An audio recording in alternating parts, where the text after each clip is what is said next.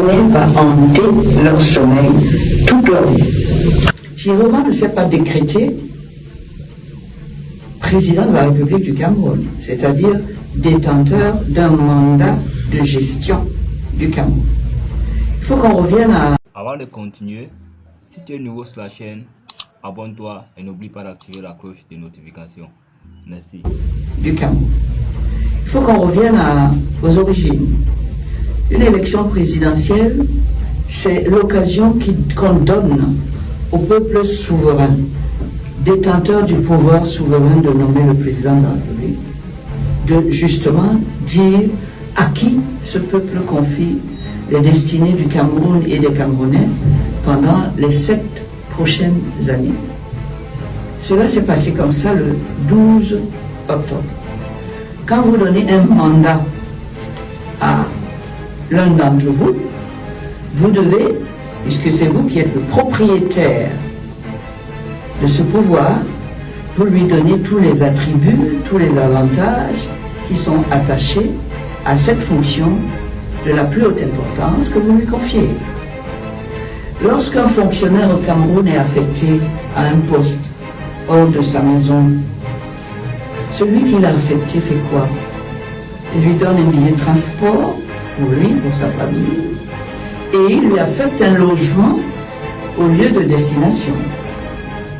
Le Cameroun dispose d'un logement où réside, où il place, où il installe les personnes qu'il élit au suffrage universel. Cette résidence est très connue, elle appartient au peuple camerounais. Et on l'appelle le palais des Toudis.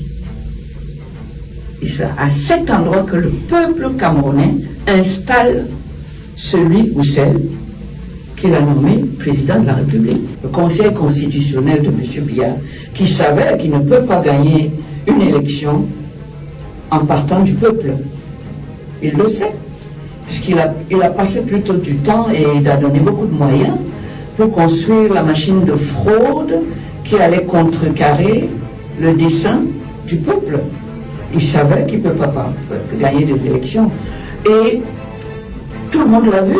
Il n'a jamais demandé au peuple de faire de lui un président de la République.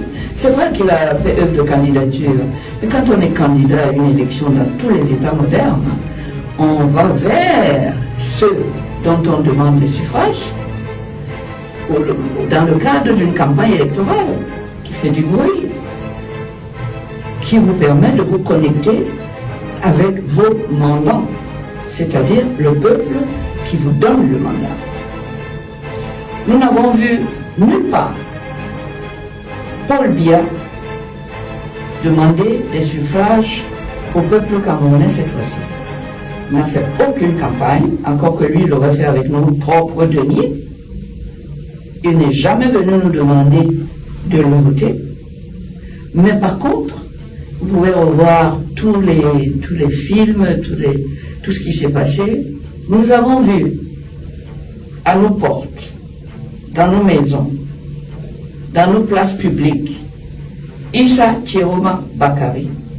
Il a fait le tour du Cameroun pour demander aux Camerounais, sur toute l'étendue du territoire, si vous regardez les images de cette époque-là, il a fait foule à chaque fois. Et il a eu l'humilité de venir se présenter aux Camerounais et de leur dire, voilà, je voudrais être votre serviteur pour les 7 prochaines années. Je vous dis qu'il a fait le tour de tout le Cameroun. Et à chaque fois, il a drainé des foules immenses. Et ça s'est traduit, le jour du vote, le jour de l'élection, par un rejet massif de tous les autres candidats, et notamment du candidat Paul Biya, qui occupe la fonction. Et toutes ces voix se sont reportées sur celui qui était venu les demander et qui s'appelle Issa Chiroma. Alors, non. Alors, maître, c'est ça la réalité. Tout à fait, vous signez. Ce n'est pas les institutions mises en place par Biya qui font le suffrage universel. C'est le peuple. Le peuple n'accepte pas qu'on le dépouille de ce pouvoir qu'il détient par la Constitution.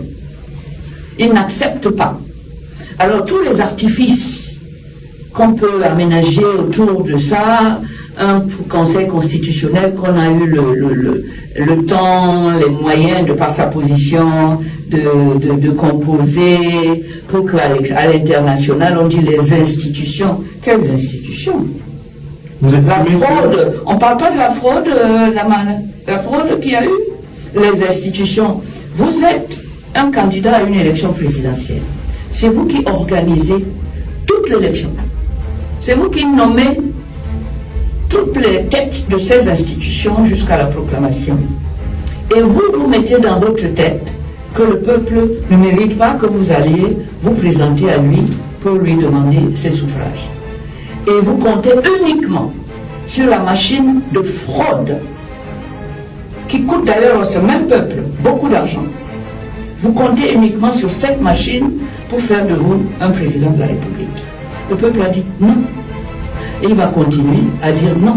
Parce que l'élection doit permettre au peuple d'être en phase avec le mandataire qu'ils élisent pour pouvoir faire circuler les messages du mandant vers le mandataire, et ces messages étant l'expression de ce qu'on attend de la personne élue en termes de réalisation sur le terrain pendant 7 ans. Biya n'a pas fait ça. Ce mépris qu'il a eu pour le peuple, vous croyez qu'il y a une adéquation entre ce qu'il va faire aujourd'hui, le peuple, et vous croyez qu'il va gagner sur le peuple si le peuple tient tête et dit on ne veut pas de ton pouvoir? Mais est-ce que ce peuple tient vraiment tête? Mais bien sûr qu'il va tenir tête. Vous avez lancé Pas une tout ville le morte temps. avant que... Mais il n'y a pas que les villes mortes. Vous croyez, moi-même, j'ai fini par dire que les villes mortes nous sanctionnent nous-mêmes. Pendant ce temps, Biya continue à manger des bons morceaux de viande, des plantains pilés. Un ministre peut acheter une tomate à 10 000 au Cameroun. Oui, avec notre argent. Tout à fait. Et nous, on va crever de faim. Nous voyons tout ça.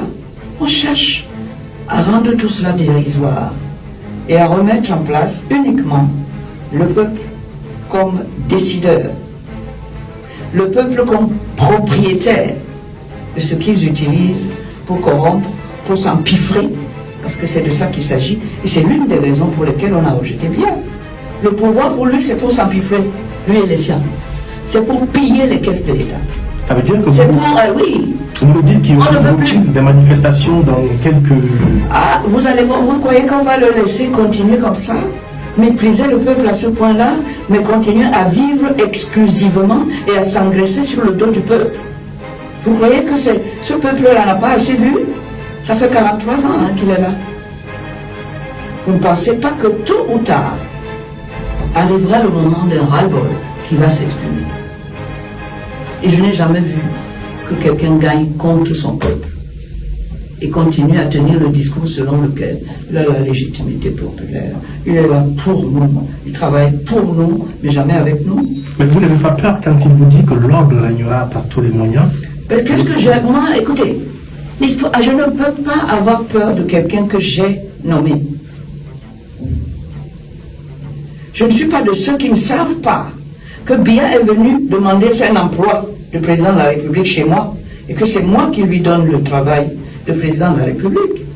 Vous avez déjà vu qu'un patron a peur de celui qui l'a embauché? Moi non. Je ne serai pas le premier patron à le faire. Je n'ai pas peur, l'autre n'a pas tous les moyens. Avec quelle armée? Je n'ai jamais appris qu'il y a une armée de Biya. Tous les jours, on me parle de l'armée du Cameroun, des Camerounais. Mais c'est cette Alors armée, de quoi parlons-nous? c'est cette armée qui est allée réprimer les manifestants. D'accord, mais Il y a quand même une Alors armée. vous pensez que nous allons accepter de vivre dans la peur instillée par la personne que nous avons mis là, à qui nous avons donné tous les moyens pour assurer notre sécurité et nous permettre de circuler librement et de travailler librement dans notre propre pays? Vous croyez ça? Ça s'est fait peut-être par le passé. Mais chaque chose a une fin. Il arrive un moment où on dit non. Si M. Biya pense qu'après qu'on lui ait donné 43 ans de règne, il en a peut-être 90, pas loin de 100, après s'être empiffré de tous les avantages du pouvoir pendant aussi longtemps par notre volonté, s'il pense qu'il va nous laisser la terreur et la peur en le ventre au moment où quitte la scène, quitte la terre, et que ça va se passer comme ça, il se trompe. Croyez-moi. Alors, maître, vous signez... Cabri mort n'a plus peur du couteau. Vous connaissez ça?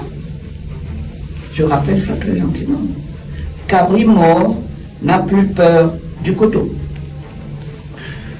Alors, maître, depuis Yaoundé, vous signez, ou alors, vous signez les décrets estampillés présidence élue.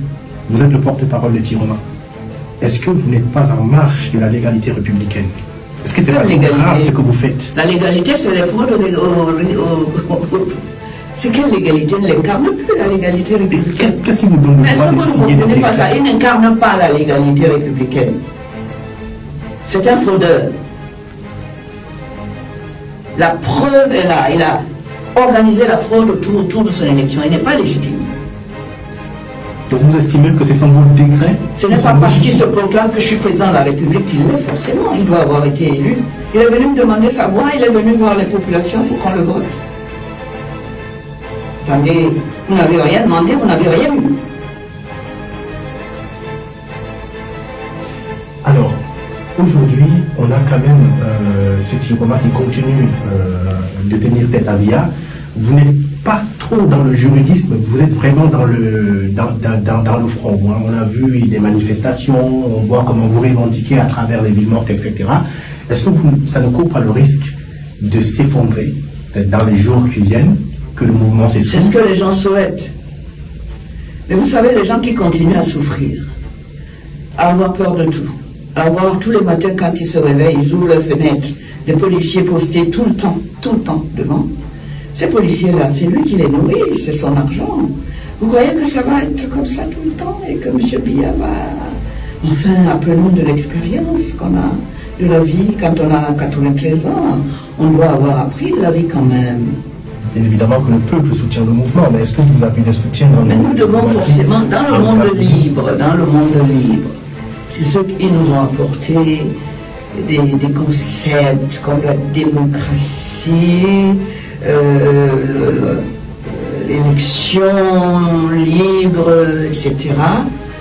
Nous devons, à un moment donné, si nous leur apportons la preuve que ça n'a rien à voir avec les concepts, les mots, que les contenus sont dévoyés et donnent exactement le contraire de ce qui apparaît, vous croyez que le monde libre va continuer à soutenir Biya? Dans leur propre pays, ils ont des dirigeants qui ont 99 ans de règne. Ils ont des dirigeants qui font des fraudes massives aux élections. Moi, je vois tous, que ce soit les États-Unis, tous les candidats ont l'humilité d'aller vers le peuple au cours d'une campagne électorale, demander les suffrages. Ils savent bien que Biya, leur homologue, n'a pas fait ça. Ils savent bien qu'il se prend pour un potentat, pour un empereur. Et ils savent très bien que c'est contraire aux valeurs communes de démocratie que nous partageons avec eux. Et que tôt ou tard, ça va poser des problèmes.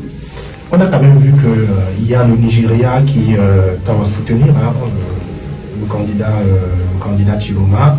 On a vu qu'il y a également le président Macky Sall, etc., qui s'implique, le président Macron qui a évoqué la question Tiroma avec le vice-président du Nigeria. Qu'est-ce que ça vous inspire, toute cette étonnante diplomatie autour de Tiroma?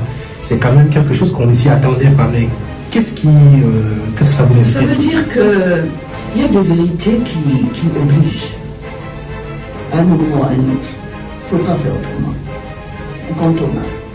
En matière de démocratie, vous apportez la preuve que le peuple est avec vous, chiffre en main. Vous pouvez difficilement convaincre quelqu'un, et vous êtes en face, qui est un démocrate dans son pays, qui sait qu'il ne peut jamais obtenir son élection par ces méthodes-là dans son pays. Vous finissez forcément par le convaincre. Sinon, vous lui apportez, vous l'amenez à renoncer à ce qui fait de lui ce qu'il est. Voilà. Et ça peut être gênant pour la personne. À un moment donné, il vous lâche. Alors, maître, le Cameroun est en deuil. Anissé Ekane est mort, ou plutôt a été tué. Anissé a été assassiné. Anissé devenait ingérable. Et le ministre de la T le lui avait dit. Il lui a dit, sous forme de menace, quand il était au CED, à la gendarmerie, en détention, en garde à vue. Toi, on sait que tu souffres d'insuffisance respiratoire. On sait que si on te prive de reste, on n'a pas besoin de te toucher. Tu vas disparaître. Quelque temps après, ça s'est passé comme ça. Il n'a pas eu ses appareils, il n'a pas eu son oxygène. Et ce qui devait arriver est arrivé. Mais c'est un crime qui ne va pas rester impuni. Hein. Faut pas croire. Hein. Ils ne vont pas tuer tous les Camerounais. Pas du tout. Aujourd'hui, ils ont fait de mon petit frère bien-aimé Kané, Anissé, dont je revendique la tendresse et l'amour. Ils ont fait de lui un martyr. Je ne pense pas que c'est ce qu'ils souhaitaient, mais c'est ce qu'ils ont finalement fabriqué eux-mêmes. Ce qui veut dire quoi? Le dossier Kané n'est pas fermé. Au contraire, on vient de l'ouvrir. Et on va regarder ce qui va se passer demain et les jours qui viennent. Et Kané va hanter leur sommeil toute leur vie. Vous pensez que la justice de Biya va donner suite favorable à... Écoutez, une suite favorable. Nous avons la possibilité, dans certains cas, de saisir des juridictions internationales pour certains crimes. Il n'y a pas que les juridictions nationales. Vous annoncez ce qui sont à ces pays? Pardon? Vous annoncez... Il y a des juridictions internationales. Les avocats vont regarder très méticuleusement le dossier et ils sauront lequel choisir, celui qui sera compétent, rationné matériel en raison de la matière, en raison du lieu, celui qu'il faudra choisir pour examiner le dossier qui lui sera présenté. Quel est le sort des autres prisonniers aujourd'hui? On a Dukam Tchamini qui est toujours déguéri. Le pauvre Dominique Dukam Tchamini, je pense beaucoup à lui. Parce qu'il doit se demander qu'est-ce qui se passe. Ils ont été arrêtés en même temps. Son compagnon Anissé Kané est mort en détention. Vous imaginez ce qu'il peut s'imaginer lui-même aujourd'hui. Lui-même a arrêté, gardé en détention. Et dès que Kané est mort, on l'a transféré, on l'a déféré et on l'a déposé. Il y a eu un mandat de dépôt. Il est en prison. Qu'est-ce qu'il a fait? On est venu l'arracher à la maison. Les Camerounais devraient savoir que si on laisse l'incendie prospérer chez le voisin, tôt ou tard, on risque d'avoir cet incendie chez soi. Je ne peux pas accepter, moi je ne l'accepterai pas, et je demanderai au Cameroun de ne pas l'accepter, qu'on soit dans un état terroriste. Un peu fort, là. Qui sème mais c'est la terreur qui sème. L'État est là pour vous protéger. Vous imaginez? Imaginez votre parent, vos parents. Vous êtes petit, votre maman et l'autre commencent à vous terroriser. Ce sont vos deux premiers, c'est l'un des plus grands remparts que la nature vous a donné. S'ils deviennent dangereux pour vous, vous n'avez aucune chance de vous en sortir. Bien. Il va très très bien tant que... Comme il m'a dit lui-même tout le temps, j'ai une mission.